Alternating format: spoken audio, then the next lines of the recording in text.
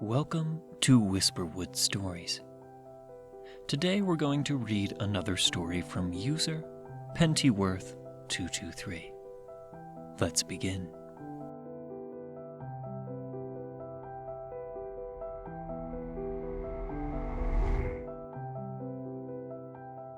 I went cave exploring with my friend. We found something that wasn't supposed to be there. I don't want sympathy. I just want someone to tell me I'm not crazy. I've run through every explanation. Exhaustion, hallucination, gas exposure, but nothing adds up. I know what I saw in that cave. I know what we heard. And more importantly, what we felt. You can say I'm mistaken. That's fine. Just don't tell me it wasn't real. It was my friend Zoe's idea. She's always had a reckless streak, urban exploring, off-trail hiking, night diving. I usually talk her down, but this time, I don't know. Something about the way she described the cave made me curious. It's not even on any of the maps, she'd said. A guy on the geology forum posted coordinates before his account went dead. Said the wind didn't blow the same down there. I should have said no. We left early. Just 2 backpacks, headlamps, spare batteries, and a rope line. No cell signal where we were going. The cave entrance was narrow, more of a seam in the rock than a mouth. You had to slide in sideways between slabs of limestone to even reach the chamber. The inside was colder than it should have been. Still air, like nothing moved in or out. Zoe made a joke about ancient burial grounds. I didn't laugh. There was a dampness to the walls, like sweat, not moisture. The rock was wrong, too. It looked like it had been scored with something. Thin, deep gouges, inconsistent in pattern. Not pickaxe marks, not natural erosion. It looked deliberate. We went deeper. The light from the surface was long gone, and all we had was the thin white cone of our headlamps. The passage narrowed, then opened into a wide chamber. I remember thinking the ceiling looked too high for how far we'd gone down, like we were standing in a place that shouldn't exist. Zoe moved ahead of me, scanning the walls. That's when we found it. A bundle of bones tied with what looked like human hair, hanging from the ceiling by a crude length of sinew. No carvings, no symbols, just a mass of bones gently swaying. I whispered, Zoe, I don't think this is abandoned. She didn't respond right away. When she finally did, her voice was hollow. This wasn't there in the photos. Photos? She hadn't mentioned any pictures before. I didn't ask. I was too focused on the smell that was suddenly thick in the air. Like meat left in the sun, but sweeter. That's when I heard it. Something scraping stone, not close, not far. Somewhere in that massive, impossible chamber with us. I turned, and for a second, I thought I saw something move. Long and thin, almost like a shadow peeled away from the wall and slipped out of sight. Zoe was already backing up. Her face had gone pale beneath the headlamp's glow. I grabbed her arm and whispered, We need to go, now. She didn't argue. We turned, retraced our steps, but the tunnel didn't look the same. The gouges in the walls were deeper now, fresher, some still wet. Zoe started muttering under her breath. I counted it. I counted the turns. I swear I did. I told her to keep moving. Keep the rope line in hand. when I reached for it, there was nothing. The rope was gone, just a frayed end, cut clean. Something had taken it, and it wasn't done with us yet. Zoe was unraveling. Her breaths were fast and shallow, fogging up the inside of her headlamp lens. I grabbed her by the shoulders, more to steady myself than her. Hey, I said quietly but firmly. we need to keep our heads. You counted the turns, right? So think, what's next? She shook her head, eyes wide. I don't know. I did count them, I swear.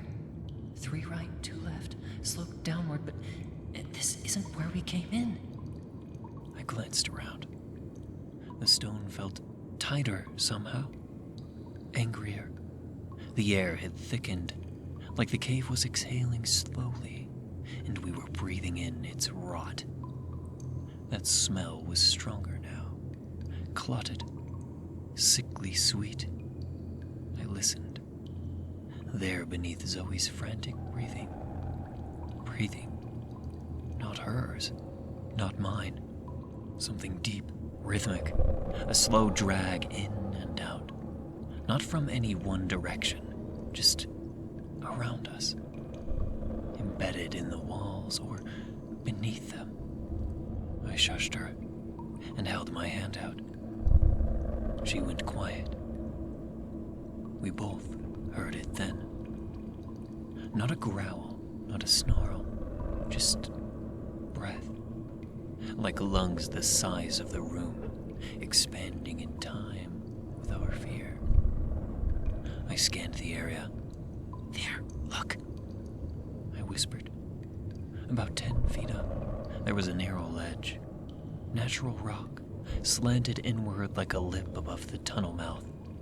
If we could get up there, maybe we'd get a better view of the layout, or at least feel like we weren't being watched from every direction. I helped Zoe climb first, boosting her from below. Her boots scraped and kicked loose gravel, and I winced with every sound. My turn was harder. My fingers trembled against the sharp stone, my legs aching from the tension and cold, but I made it. The ledge was wide enough for us to crouch. Our lights reached further up here. That's when I saw it. A shape just outside of the cone of our beams. It was too tall. That was my first thought. Not like a person, like someone had been stretched upright.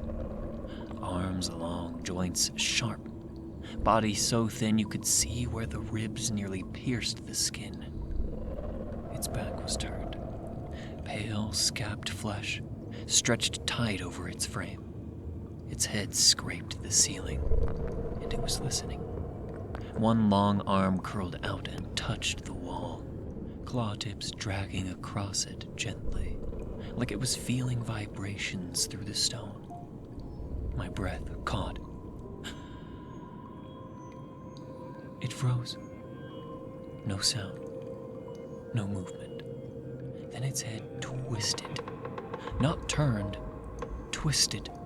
The neck bending like a broken branch until one sunken, pupilless socket faced our direction.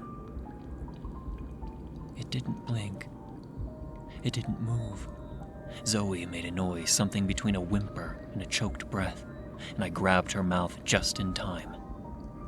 The thing tilted its head. Its other hand flexed, claws like carved antler tips scraped together. Then it sank back into the dark. Not walking, melting. The way it moved made me feel wrong inside, like gravity didn't apply to it the same way. I didn't realize I was crying until I tasted salt. We sat there for what felt like an hour. Maybe it was minutes. Time felt fake down there. Zoe finally leaned in. Her voice was so quiet I barely heard her.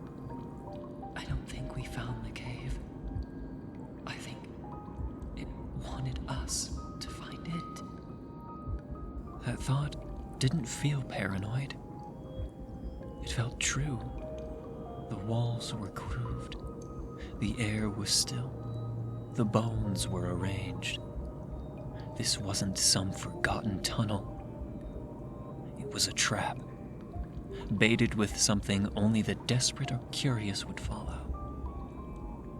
I pulled out the backup flashlight and checked our gear. Still had a flare, half a bottle of water. No rope, one knife. We couldn't stay up here. Whatever that thing was, it knew now. We had to move. I started to climb back down when I saw something strange in the rock below. Thin lines in the stone that looked too symmetrical, almost like script. Not in English, not anything I recognized. Dozens of little carvings etched into the ledge just below where we sat.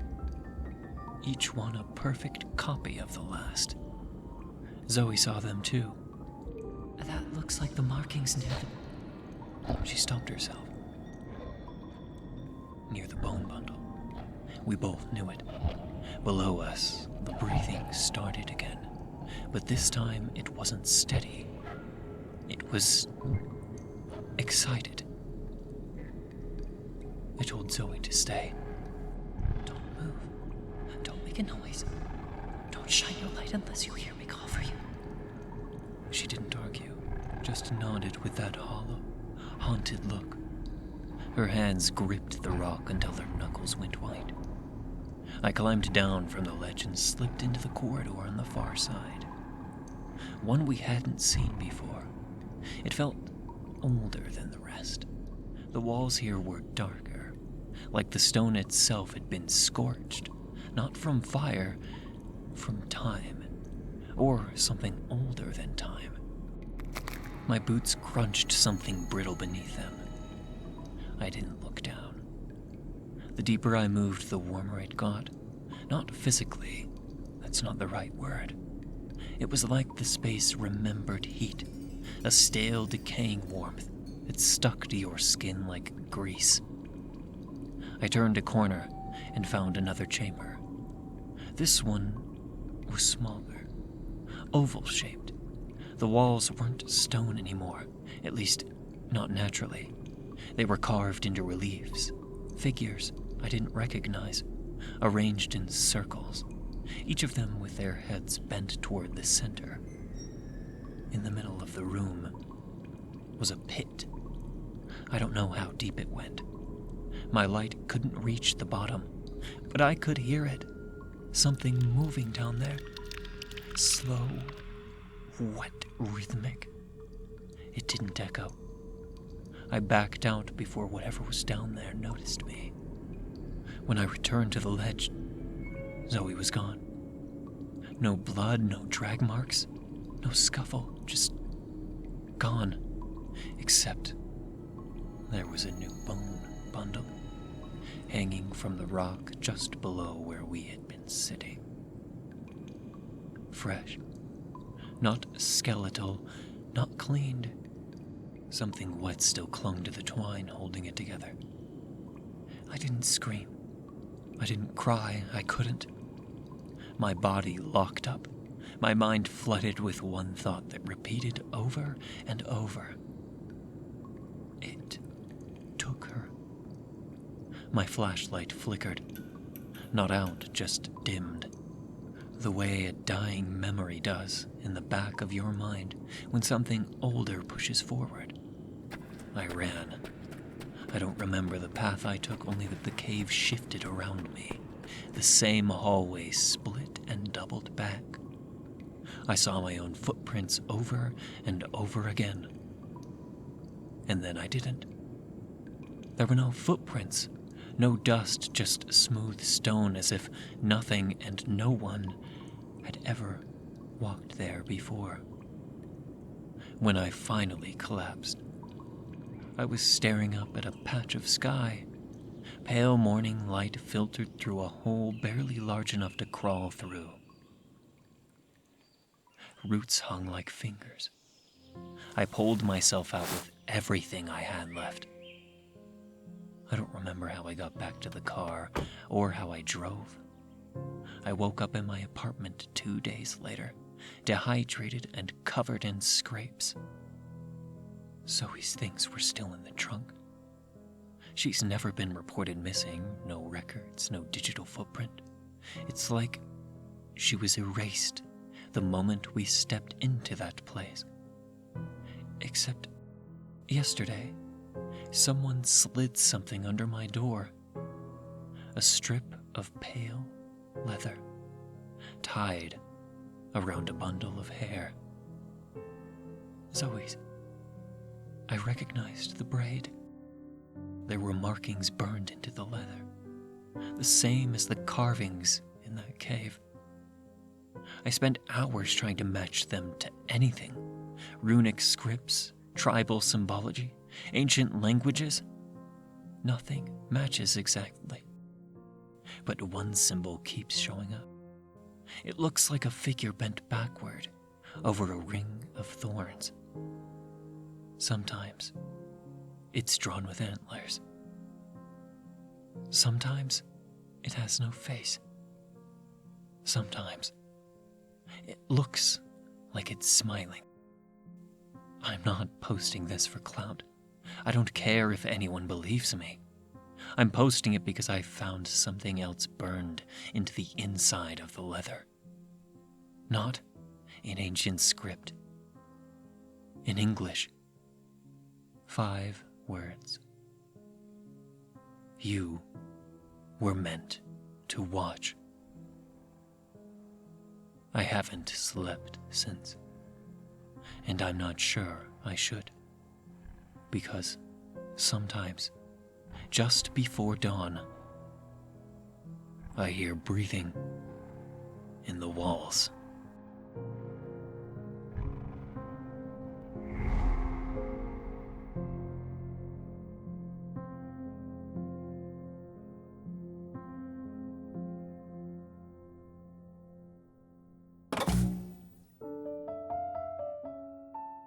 Thank you for listening to Whisperwood Stories. If you enjoyed, don't forget to comment, like, and subscribe down below. Do you have a story that you'd like me to read here? Consider commenting or sending it to whisperwoodsubmissions@gmail.com. The story in this video was read with the author's permission. Thank you again for listening, and be sure to check out the original Reddit post. Want to support me? Check the link below where you can leave a tip if you wish. And remember, don't let the shadows get too close. Good night.